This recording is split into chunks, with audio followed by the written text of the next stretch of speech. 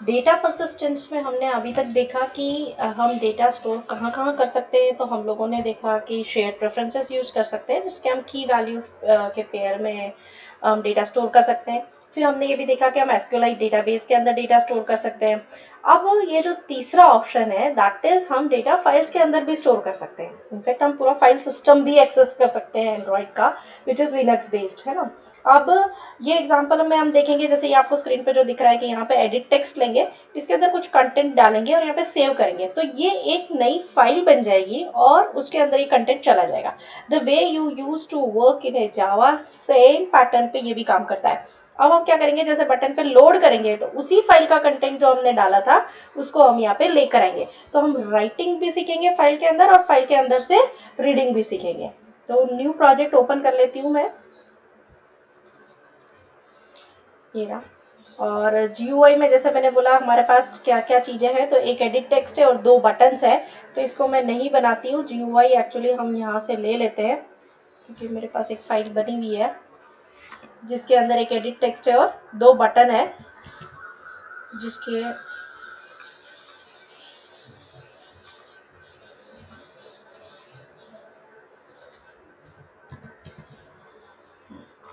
Edit text और button में आप ये भी देख सकते हैं कि यहाँ पे ऑन क्लिक लिखा हुआ है। इसका मतलब ऑन क्लिक मेथड वहाँ पे मेन एक्टिविटी में सेव नाम की क्लिक करनी पड़ेगी। यहाँ पे मैं कर देती हूँ create save in main activity. और एक और है, मैं आपको ये पहले भी बता चुकी हूँ कि there are 2 ways to create button click listeners. एक तो इधर से आप मेथड स्पेसिफाई कर सकते हैं और ये मेथड वहाँ पे इसके अंदर जो भी स्टेटमेंट्स लिखेंगे वो उसके ऑन क्लिक पे कॉल हो जाएगी। तो this is also one of the ways. अब हम काम करना शुरू करते हैं कि हमें फाइल के अंदर कंटेंट राइट करना है, फाइल के अंदर से कंटेंट लेना है। तो सबसे पहले तो हम एडिट टेक्स्ट यूज कर लेते हैं क्योंकि हमने टेक्स्ट व्यू, इसके अंदर से हमारे पास टेक्स्ट आएगी, dt टेक्स्ट, और इसको फाइंड कर लेते हैं। डबल टी है star.id dot edit underscore text. Button को अभी हमें फाइंड करने की जरूरत नहीं है क्योंकि हमने उसके क्लिक पे ये कॉल कर रखा है।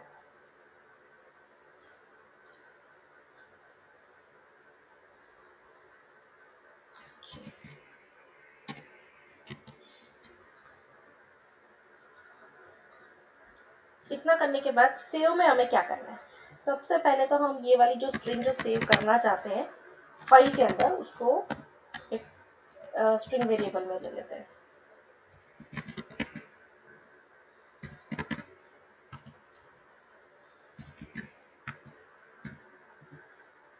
स्ट्रिंग वेरिएबल में लेने के बाद हमें 2 फाइल की इनपुट स्ट्रीम डिसाइड करनी पड़ेगी।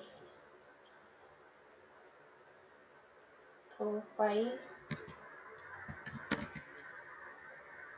आउटपुट स्ट्रीम, और इसको अभी एक लेते हैं और फिर जब दूसरी जरूरत होगी तब मैं आपको बताऊंगी कि वो हमने क्यों ली है। फिर इसको ओपन कर लेते हैं हम फाइल को।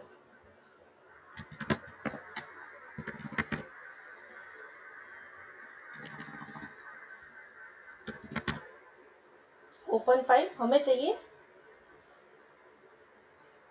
इनपुट के लिए, तो हमें फाइल के अंदर आउटपुट देना है ना।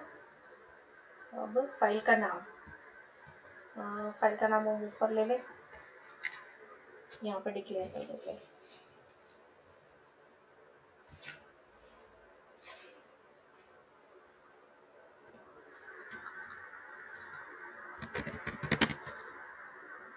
प्राइवेट स्टैटिक ले लेते हैं और फाइनल भी ले लेते हैं, हम चेंज तो करना चाहते थे फाइनल, और फाइल नेम ऐसे ले लेती हूँ मैं,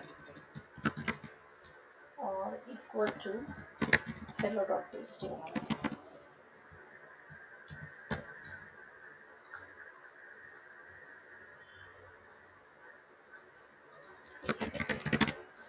अब इस फाइल नेम को मैं यूज कर लेती हूँ यहाँ पे। इसके साथ साथ हमें एक और चीज बतानी रहेगी एंड दैट इज मोड। ये फाइल जो है वो सिर्फ हमारी एप्लीकेशन ही एक्सेस कर सकती है।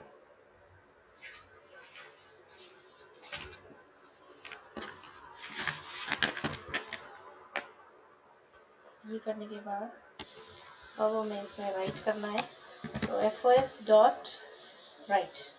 और राइट इसमें अगर आप देखेंगे तो हम बाइट्स के फॉर्म में देंगे, तो यहाँ पे हम दे देते हैं राइट, तो टेक्स्ट को हम बाइट्स में कन्वर्ट कर लेंगे या और स्टैंडर्ड UTF-8 फॉर्मेट पे इसको कन्वर्ट कर लेंगे। तो ये हमारे पास बाइट्स आ चुकी है और हमको करना है हमारी टेक्स्ट को clear.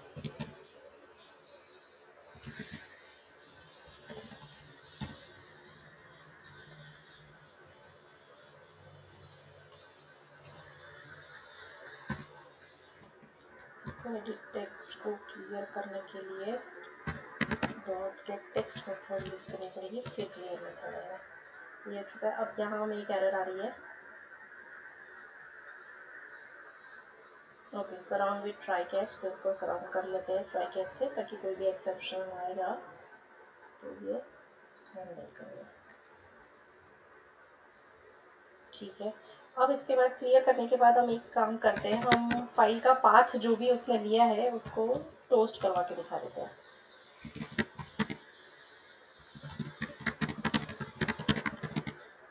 saved in class get files directory एक मेथड है जो हमें कहाँ पे उसने सेव किया उसका इनिशियल पाथ दे देगी, और ये तो हमें पता ही है कि उस फाइल का नाम क्या है, तो ये हम एक्चुअली पीछे उसको अपेंड कर देते हैं, तो हमें पूरा पाथ मिल जाएगा।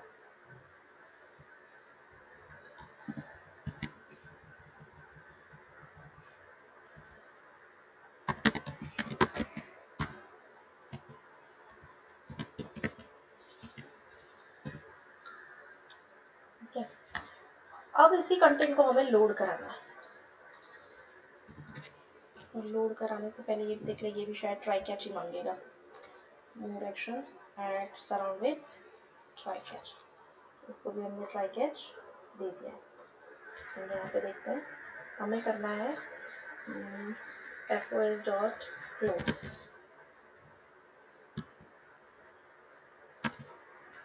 ये भी ट्राई कैच, इसको भी हमने ट्राई कैच में डाल दिया। हम फाइनली भी यूज़ कर सकते हैं, अभी उसमें नहीं पढ़ेंगे हम। अब हम ये वाला यूज फाइल इनपुट स्ट्रीम ले लेते हैं।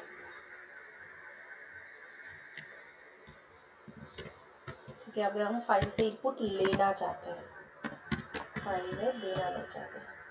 ठीक है, और अब इसको लेकिन इनपुट लेने के लिए हमें स्ट्रीम बफर यूज करना पड़ेगा, तो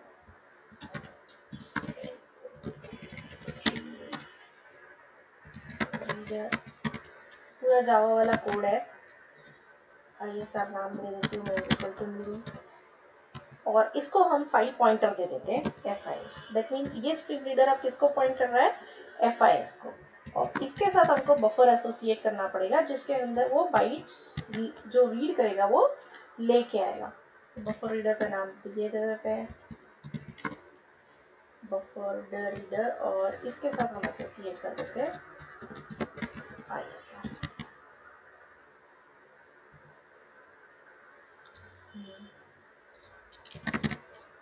अब ये हमारा बफर भी रेडी हो चुका है।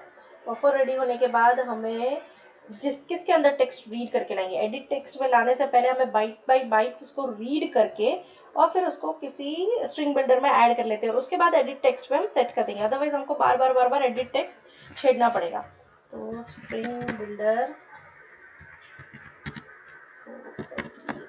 स्ट्रिंग बिल्डर हम कई जगह यूज कर चुके हैं, अब आपको समझ में आ गया होगा कि sp डॉट अपेंड करेंगे तो टेक्स्ट आ जाएगी, लेकिन कहाँ से टेक्स्ट आएगी, कहाँ से, अभी तो हम पहले लोकल वेरिएबल बनाते हैं, फिर व्हाइल लूप लगाएंगे। व्हाइल लूप में हम ये बोलेंगे कि जब तक हमारे पास ये बफर में टेक्स्ट है तो इस टेक्स्ट को देता जाए और ये लूप चलाता जाए, जैसे नल वैल्यू उसको मिले तब वो बाहर आ जाए।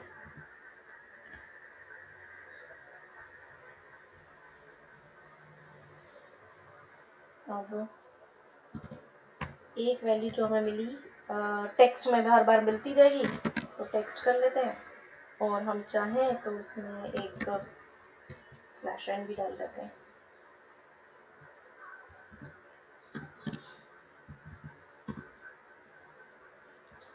इस व्हाइल लूप से बाहर निकलने के बाद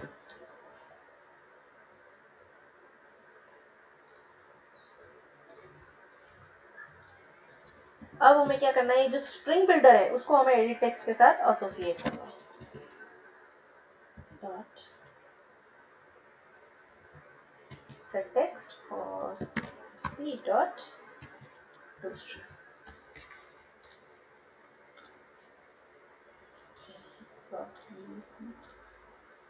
एडिट अंडरस्कोर टेक्स्ट है,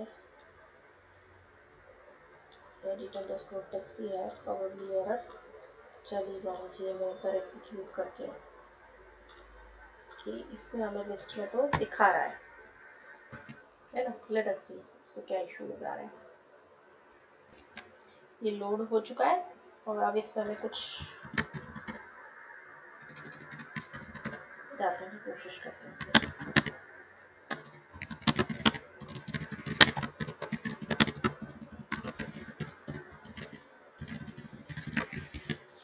सेव करते हैं। File is saved is data user /0 package का नाम था और फिर फाइल का नाम था। अब हम देखते हैं कि हमारी फाइल बनी है कि नहीं बनी है। तो हमें डिवाइस फाइल एक्सप्लोरर में जाना पड़ेगा। डेटा ये फोल्डर भी अब हम कई बार एक्सेस कर चुके हैं। मेरे पुराने वीडियोस अगर इसमें आप देखोगे, इसके पहले वाले जो बने हुए हैं, तो हमने जब शेयर्ड प्रेफरेंस यूज़ किया तब भी यूज़ किया हुआ है। और इस पैकेज का नाम हमारा है com.example. तो फाइल लोड एंड सेव तो चले जाते हैं। ये फाइल्स फोल्डर शेयर्ड प्रेफरेंसेस के टाइप पे शेयर्ड प्रेफरेंस का फोल्डर बना, डेटाबेस के टाइप पे डेटाबेस वाला आया, और अब ये फाइल्स। अब ये देखिए hello.txt अभी हमने बनाई थी, इसमें देखते हैं कंटेंट है और ये है hello we are learning Android app development. इसका मतलब अगर हम लोड करें तो लोड भी कंटेंट वहीं से होना चाहिए। अभी क्लियर हो चुका है। लोड करें, ओके लोड में उसको कहीं दिक्कत गई है, कोई बात नहीं, सॉल्व करते हैं। मैं हमेशा आपको उसमें कहीं ना कहीं एरर आती है तो बेसिकली पेशेंस से सॉल्व करें।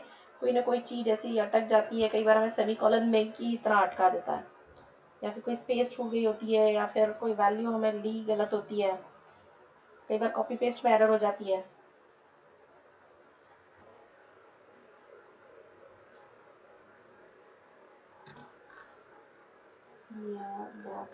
हमने इसको तो एक्सेप्शन कर लो, इसका भी देख लेते हैं। And then surround with try catch. अब एक बार और एग्जीक्यूट करके देख लेते हैं, शायद ही वर्क कर जाए। हमने इसको ट्राई कैच एक्सेप्शन हैंडलिंग में बेसिकली कवर नहीं किया था। लेट अस सी। अगर ये फाइल नहीं मिलेगी तो ये रन टाइम एक्सेप्शन रेज करेगा। हम यहाँ पे लोड करते हैं, वो ऑलरेडी कंटेंट तो है ही हमारे पास, hello I am learning Android, yes and it is there. इसमें हम चेंज करके देख लेते हैं कि अगली बार परेशान तो नहीं कर रहा हमें।